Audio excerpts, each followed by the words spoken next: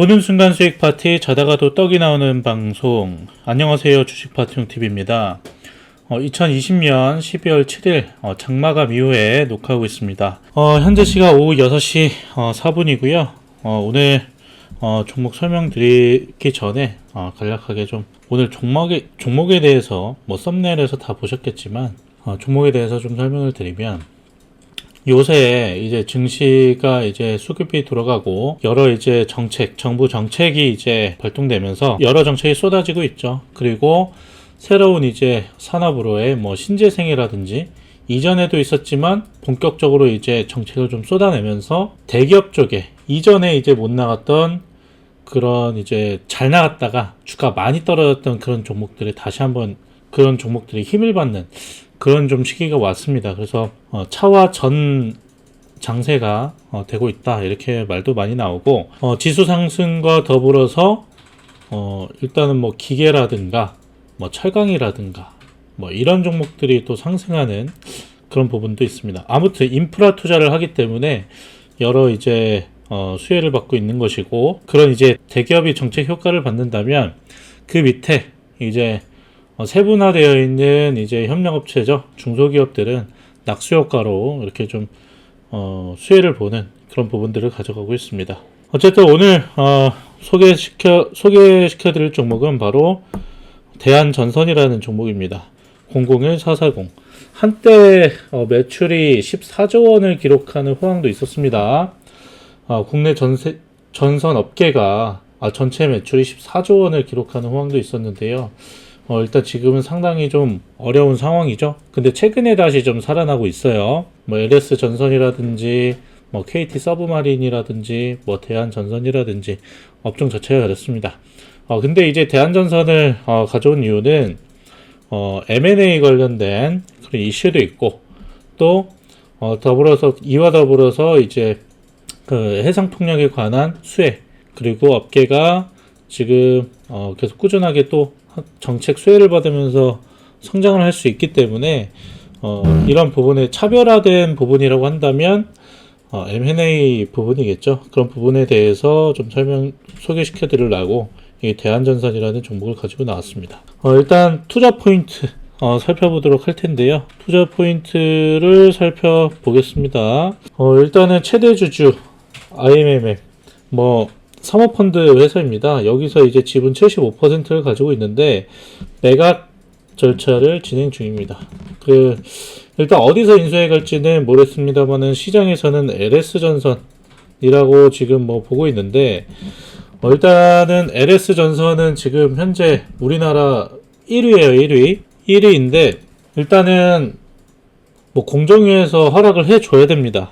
공정위에서 허락을 해줘야 할 수가 있는 것이고, 왜냐면은 너무 이제 과점이 돼버리면 안 되니까, 독과점이 돼버리면 안 되는 부분이 있어가지고 공정위에서 허용을 해줘야 됩니다. 근데 최근에 배달의 민족과 요기요, 두산인프로코 딜에 현대건설기계 참여, 이런 이제 부분들이 있었기 때문에 또 조건부 승인 전례도 계속해서 쌓여가고 있었죠. 그러면서 LS전선이 좀 눈에 띄고 있는데, 시장에서는 이렇게 말합니다만은 어쨌든 신재생이라는 이런 부분에 투자하려고 하는 이제 기업들이 재벌 기업들이 많을 수 있기 때문에 저는 건설 회사들도 좀 뛰어들지 않을까, 이렇게 좀 생각을 하고 있습니다. 지금 어쨌든 중견기업인 일진그룹이라든지 이런 데도 제가 알기로는 이런 이제 해상풍력 이 전선 부분이 지금 10% 정도로 지금 좀 낮은 점유율을 가지고 있는 일진그룹 쪽에서 아마 좀 눈여겨보고 있지 않을까. 근데 매각가가 좀 강하기 때문에 살펴봐야 될 것 같습니다. 어찌됐건 이런 부분들 하나, 그리고 세계 1위 해상풍력 발전기업 오스테드가 덴마크 에너지 국영기업인가 그렇습니다. 첫 번째 풍력발전 사업 후보지로 인천시 옹진군의 덕적군도를 낙점했다. 그래서 덕적군도에 이제 해상풍력 기지를 이제 짓는다는 건데, 당진 공장이 있습니다. 여기에 해저 케이블을 생산할 수 있는 설비를 구축하고 해저 케이블 시장에 본격 진입했습니다. 대한전선이. 근데 뭐 당진이 여기 있고 이 덕적군도가 여기 있습니다. 인천시가 여기 있고 그 다음 화면에서 이제 제가 지도를 보여드릴 텐데 굉장히 가깝기 때문에 뭐 수급에 있어서 상당히 좀 유리하겠죠. 아무래도 그런 부분에서 눈여겨보시면 될 것 같고요.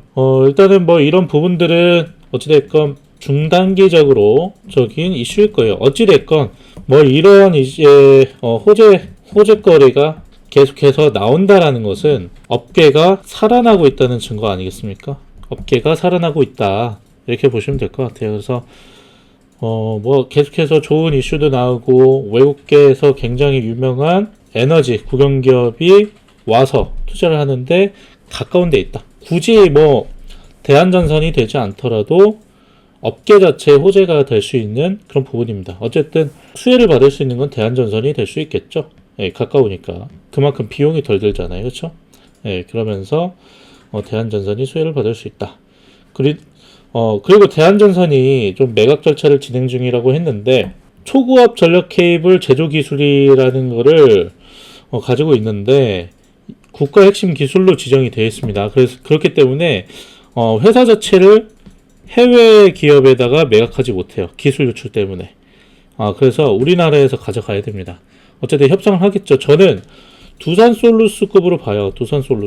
두산솔루스급으로 보고 어쩌면은 바닥에 지금 현재 바닥권에서 고개를 든 바닥을 이제 탈피했다고 저는 생각하거든요.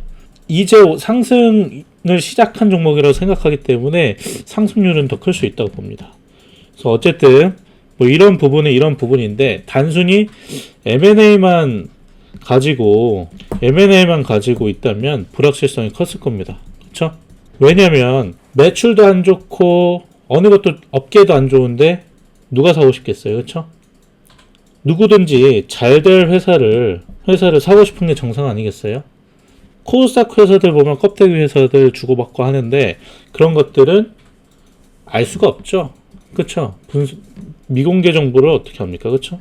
이런 거를 찾기보다는 알 수 있는 것들을 하시는 게 나은데 어찌됐건 대한전선은 일단 매출액, 일단 영업이익이 개선되고 있다. 일단 3분기 누적 영업이익이 전년 연간 영업이익을 추월해버렸다 라는 겁니다. 그렇기 때문에 계속해서 성장하고 있는 그런 부분들을 볼 수가 있겠고 앞으로도 이 정책 우리나라만 폭락하는 게 아니죠. 유럽은 이전부터 이 시장이 굉장히 컸습니다. 미국도 마찬가지예요. 미국은 뭐 태양광도 크지만 어찌됐건 미국과 유럽 이 선진국에서는 사실 뭐 이쪽 태양광이나 풍력이나 이쪽 시장이 굉장히 큽니다. 우리나라는 다소 이제 지리적인 조건으로 좀 상당히 좀 어려움이 있습니다만은 이 대한전선 같은 경우는 유럽 시장도 진출을 많이 했어요. 그래서 제가 왜 건설사들이 인수할 것이다 라고도 생각을 하냐면 뭐 가온전선이라든가 뭐 LS전선이라든가 KT서브마린이라든가 이런 것들은 어쨌든 전선업계에서 좀 그 비중을 많이 차지하고 있습니다. 그렇기 때문에 어쨌든 신재생 이 풍력이라는 거에 이제 뛰어들 수 있는 새로운 어찌됐건 새로운 산업이잖아요. 새롭게 이제 성장할 수 있는 산업이기 때문에 여러 대기업에서 고민을 하고 있을 거라고 생각을 합니다. 근데 왜 제가 그 생각을 하냐면 어쨌든 대한전선이 우리나라 업계 2위입니다. 업계 2위 업계를 잡아먹을 수 있고 또 이거를 또 키워서 자기네들이 더 키울 수 있는 그런 조건도 되겠죠. 그리고 유럽 시장, 대한전선이 뚫어놓은 그런 유럽 시장도 자동적으로 가져가게 된다는 것입니다. 그렇기 때문에 이 대한전선이 가지고 있는 이런 영업망들을 가져갈 수 있는 절호의 기회가 되지 않을까. 그래서 이미 매수를 하게 되면 안 좋은 조건이 낄 수도 있고 또는 공정위에서 어떤 결과를 어떤 결과를 내줄 수 있을지 모르겠지만 그런 이제 부분들을 제외하고서도 새로운 먹거리를 찾고 있는 기업들에서 그런 기업들에서 눈여겨보지 않을까. 그리고 여러 이제 풍력과 관련해서 기술력을 좀 가지고 있을 만한 뭐 건설사들 뭐 이런 쪽에서 좀 눈여겨볼 수 있지 않을까. 저는 그렇게 좀 전망을 하고 있습니다. 어쨌든 뭐 매출도 그리고 좋아질 것이다. 여러 이제 글로벌 시장 경제에서 그리고 M&A 이슈가 있다. 그리고 뭐 단기적인 이런 테마성도 있다라고 보시면 되겠습니다. 그래서 뭐 이런 이제 투자 포인트들 한번 살펴보시면 좋을 것 같고요.